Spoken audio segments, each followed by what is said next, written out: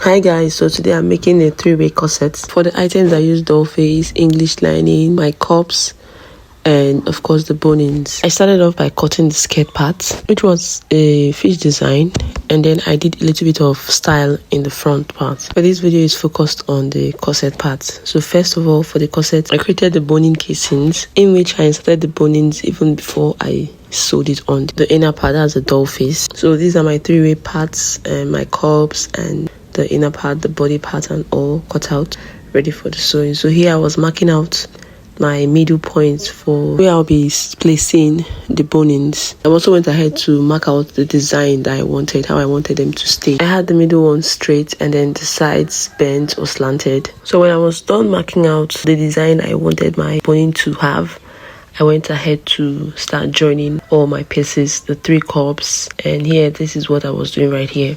I joined the first bottom part and then I went on to join the top part to the bottom parts. So when that was done, I went ahead to sew my cups. From the center point, I went up by 3 inches and then I sewed up, just creating a dart to give the cup more depth, like so. If you can see the inner part of the cup, there's a darting just 3 inches upwards from the bottom part. Then I went ahead to gum the white cups to the created cups, and so I moved over to the boning part. For every part that will be coming close to the skin, you need to burn with either your candle or your lighter, whatever you have, and this is to prevent poking. So you join or you attach up to down and down again to up, so you sew the both sides, left and right. Remember to always leave your 1/2 inch up or down for sewing conveniences so that you don't sew on the bonings. So when that's done, I got to the lacing part because I cut out the lace for the body and then lace for the cups. And here you carefully guide the lace to be very flat on the cups or smooth, then you pin around and sew like so. You can see what I did there, and you have the lace on the body and you have the lace on the cups.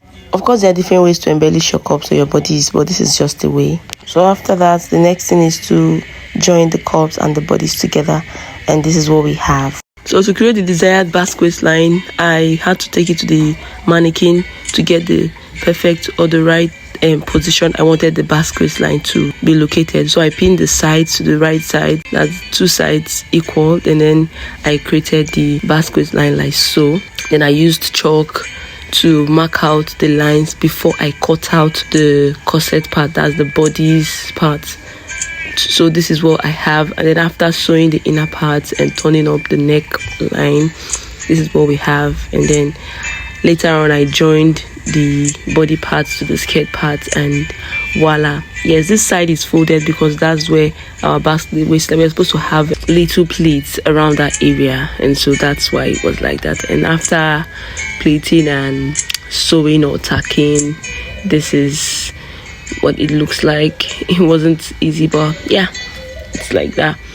So this is how the process went, and I hope you got value from this video. And yes, for the cups part, I later added more designs, and so I'm hoping my clients get to send a review, as this is an international job. Please endeavor to like, comment, and share, and let me know if there's a style or design you'd like me to crack. And as you can see, this is the final look of the dress. Thanks for watching. I'll see you in another video. Bye bye.